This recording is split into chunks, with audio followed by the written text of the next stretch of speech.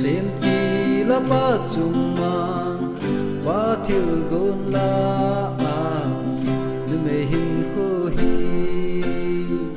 lung se dum ding tin lei san pa na wa ko ana sem lo in chun i dan ho ana zem hoi zi mai lu lung se na tin nu me lung sum nem chu su na ding go ta tha se ge din te gen te lung wa ka na ni li tui ho chu mai lung na za la lung do a hi lung me hin ko lung se din tui me khu le pa cha bang vel cha ke bai ta bang a chom khati a hung pa em selin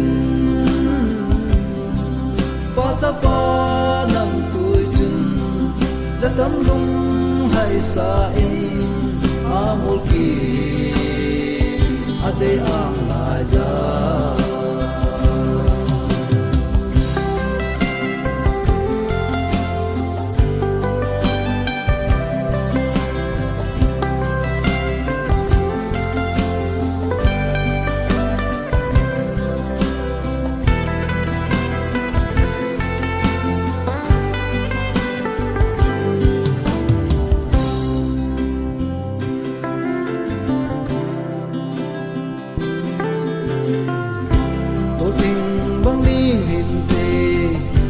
tu tu zam pa hai pa cham sa kha te nau bong lui sa in hing pum puma ti sa nu mei lung tin ho ten bi ki din lang nau bong lui sa in nu mei hin ko lung se in mei khu le pa cha bang bel cha ke bai ta bang pa chom ka ti a hung pa em selin pa cha pa nam tu chun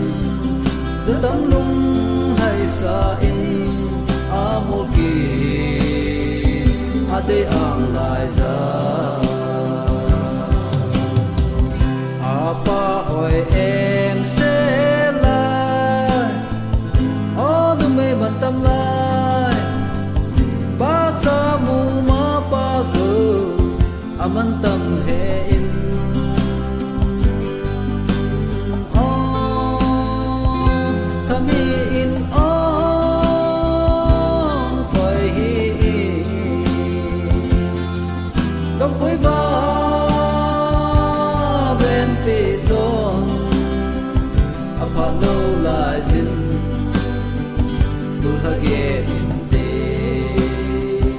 apa no la jin tu ha ge in te